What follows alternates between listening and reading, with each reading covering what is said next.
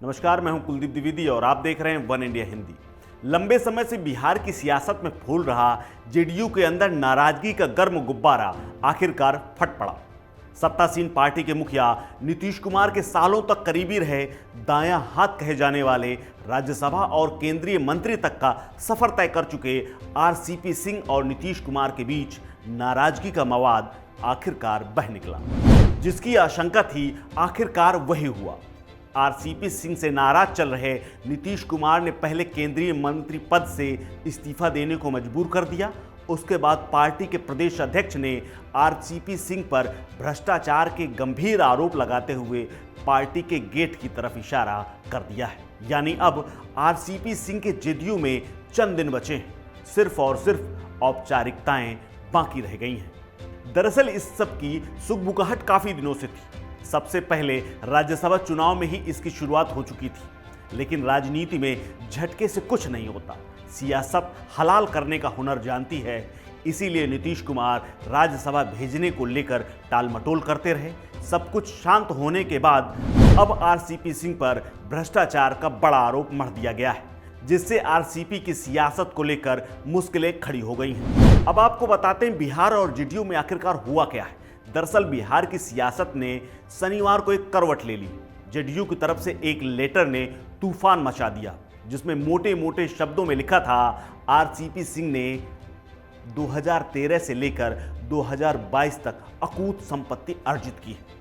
कई प्रकार की अनियमितताएं आपके ऊपर गंभीर आरोप लगे हैं, कृपया बिंदुवार जवाब दीजिए। इस पूरे प्रकरण में खास बात यह है कि जेडीयू के प्रदेश अध्यक्ष उमेश सिंह कुशवाहा ने आरसीपी सिंह को पत्र लिखकर जवाब मांगा है। यानी राष्ट्रीय अध्यक्ष और खुद सीएम नीतीश कुमार को जानकारी में सारा सब कुछ ये प्रकरण चल रहा था और उन्हीं के इशारे पर यह माना जा रहा है कि लेटर जारी किया गया है। लेटर में साफ लिखा है कि नालंदा जिले में जेडीयू के 2 साथियों की सबूत के साथ शिकायत मिली है।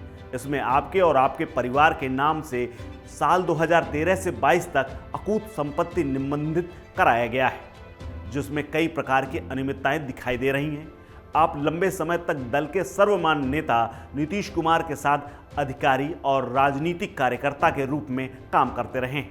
आपको हमारे माननीय नेता ने 2 बार राज्यसभा का सदस्य बनाया, पार्टी का महासचिव, राष्ट्रीय अध्यक्ष और तथा केंद्र में मंत्री के रूप में काम करने का मौका मिला।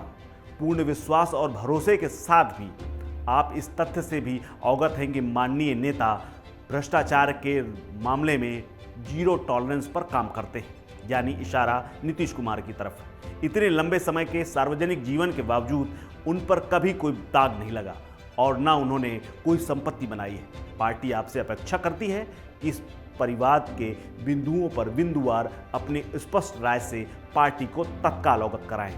यानी स्पष्ट है कि आप अपना पूरा प्रकरण है इसको लेकर क्या जवाब है मांग लिया गया है। यानी पहले से नाराज आरसीपी को और नाराज कर दिया गया है। कुल मिला के कहें तो अब चंद दिनों की बात रह गई। अब आगे बढ़ते हैं। जेडीयू की तरफ से जारी लेटर को पढ़कर बिहार के सीएम नीतीश कुमार की वो बात अब याद आ जाती है, हमारी सरकार न बचाती है न किसी को फंसाती है। नीतीश कुमार की पार्टी के नेताओं के मुंह से ये बात कई बार सुनी गई है और ये पंचलाइन सुनने को भी अक्सर मिलती रहती है। जीरो टॉलरेंस की बात करने वाली नीतीश कुमार सरकार अपनी इस नीति के तहत अपनी ही पार्टी के कद्दावर नेता मंत्री आरसीपी सिंह पर जांच बिठा दी है। यह आरोप है कि पार्टी के पास सबूत के साथ ये बात सामने आई, यानी मुश्किलें बढ़ने वाली हैं। आरसीपी सिंह और उनके परिवार ने 2013 से लेकर 2022 तक अकूत संपत्ति जो बनाई है उसके कागजात भी पार्टी के पास है। इनमें से संपत्ति कुछ पत्नी के नाम है तो कुछ दोनों बेटियों के नाम है, जिनमें से एक बेटी लिपि सिंह भी है जो बिहार कैडर में आईपीएस अधिकारी भी है। खास बात यह है कि संपत्ति का ब्यौरा जेडीयू के ही दोनों नेताओं ने जुटाया है। जेडीयू के पास जो दस्तावेज पहुंचे हैं उसके अनुसार 2013 से अब तक नालंदा जिले के सिर्फ 2 प्रखंडों में यानी अस्थामा और इस्लामपुर में करीब 40 बीघा जमीन की खरीदारी की गई है। इसके अलावा दूसरे जिलों में भी संपत्ति बनाई गई है। आरसीपी सिंह की पत्नी गिरजा सिंह और दोनों बेटियों यानी लिपि सिंह और लता सिंह के नाम से ये जमीनें खरीदी गई। सबसे बड़ी बात यह है कि 2016 के चुनावी हलफनामे में आरसीपी सिंह ने इन संपत्तियों के बारे में कोई जानकारी नहीं दी है और न ही कहीं जिक्र किया गया है। सबूत के आधार पर देखें तो ये बताया गया है कि इस्लामपुर हिल्सा अंचल के सैफाबाद मौजा में 12 और केवाली अंचल में 12 प्लाट खरीदे गए हैं। 2013 से 2016 के बीच में इसकी खरीदारी की गई है। ये प्लाट लिपि सिंह और लता सिंह के नाम पर है।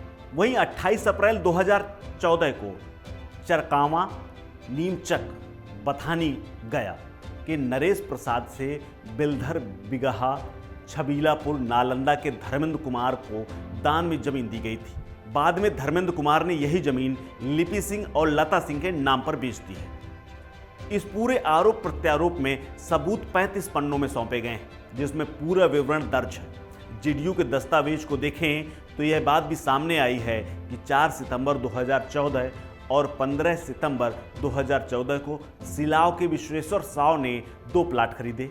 इसे 18 सितंबर को लिपि सिंह और लता सिंह के नाम पर बेच दिए। ऐसे 2 और मामले हैं जिसमें 6 दिन और 8 महीने में दूसरे से खरीदी गई जमीन को खरीदने वाले ने लता सिंह और लिपि सिंह को जमीन बेच दी। दोनों नेताओं ने जो सबूत दिए हैं उसमें 35 पन्नों में जमीन की खरीद और उससे दूसरे जो विवरण हैं वो दर्ज है, जो पार्टी के आला कमान तक पहुंच चुके हैं, जिसके बाद ये पूरा प्रकरण शुरू हुआ है। इसके अलावा एक बात और सामने आई है। नालंदा अस्थामा के शेरपुर मालती मौजा में 33 प्लाट खरीदे गए हैं। इनमें से 4 प्लाट 2011 से 2013 में लता सिंह और लिपि सिंह के नाम से लिए गए हैं। पिता के रूप में वहां पर आरसीपी सिंह का नाम दर्ज है। बाकी 12 प्लाट गिरजा सिंह और 18 प्लाट लता सिंह के नाम पर खरीदे गए हैं। वहीं महदमपुर में 2015 में 1 प्लाट गिरजा सिंह के नाम पर खरीदा गया है। अब अगर पूरी जमीन की खरीद फरोख्त की बात करें तो 2011 में 2 प्लॉट, 2013 में 2 प्लॉट, 2014 में 5 प्लॉट, 2015 में 6 प्लॉट, 2017 में 1, 2018 में 3, 2019 में 4, 2020 में 3, 2021 में 6 और 2022 में अब तक 2 प्लॉट खरीदे जा चुके हैं। इस सब के बीच एक और चौंकाने वाली जानकारी आई है। वो ये है कि आरसीपी सिंह की पत्नी गिरजा सिंह के नाम की वर्तनी में भी हल्का हेरफेर किया गया, चूंकि चुनावी हलफनामे में 2010 और 2016 में आरसीपी सिंह ने अपनी पत्नी के नाम गिरिजा सिंह दर्ज कराया था। वहीं जमीन के खरीद में जो पेपर हैं, केवाला में जो जमीन खरीदी गई है उसमें गिरजा सिंह नाम लिखा हुआ है। जेडीयू के दस्तावेजों में इसका भी जिक्र किया गया है कि आरसीपी सिंह 2010 में राज्यसभा के लिए निर्वाचित होते हैं और उनके परिजन 2013 से अब तक संपत्ति खरीदने में सक्रिय हो जाते हैं। आरसीपी सिंह के बारे में बात करें तो यूपी कैडर के आईएएस अधिकारी रहे आरसीपी सिंह पहली बार नीतीश कुमार के संपर्क में तब आए थे जब 1996 में तत्कालीन केंद्रीय मंत्री यानी तब के सपा नेता बेनी प्रसाद वर्मा के निजी सचिव के रूप में काम कर रहे थे। नीतीश कुमार और आरसीपी सिंह के बीच दोस्ती इसीलिए गहरी हो गई क्योंकि दोनों बिहार से थे और दोनों नालंदा से थे, साथ ही दोनों एक ही जाति के थे। कहा यह भी जाता है कि नीतीश कुमार आरसीपी सिंह के नौकरशाह के तौर पर काम करने के तरीके से बेहद प्रभावित थे, इसीलिए उन्होंने खास तौर पर अपना सलाहकार बनाया। पार्टी में हमेशा उनका कद बड़ा रखा। लेकिन अब इस आरोप के बाद आरसीपी सिंह का क्या जवाब आएगा, क्या सफाई आएगी, ये देखने वाली बात होगी। जेडीयू की तरफ से जारी किए गए इस लेटर के बाद ये चर्चा शुरू हो गई है कि आरसीपी सिंह जेडीयू के लालू यादव थे क्या, जिन्होंने लगातार जमीनों की खरीद फरोख्त की और एक अकूत संपत्ति बनाई अपने परिवार के नाम, अपनी पत्नी और अपनी बेटियों के नाम से। इस बात की चर्चा जोर शोर से शुरू हो गई है कि क्या इसकी पार्टी के अलावा आधिकारिक कोई जांच भी कराएंगे नीतीश कुमार। इस खबर में फिलहाल इतना ही। अपडेट्स के लिए बने रहिए वन इंडिया हिंदी के साथ। नमस्कार।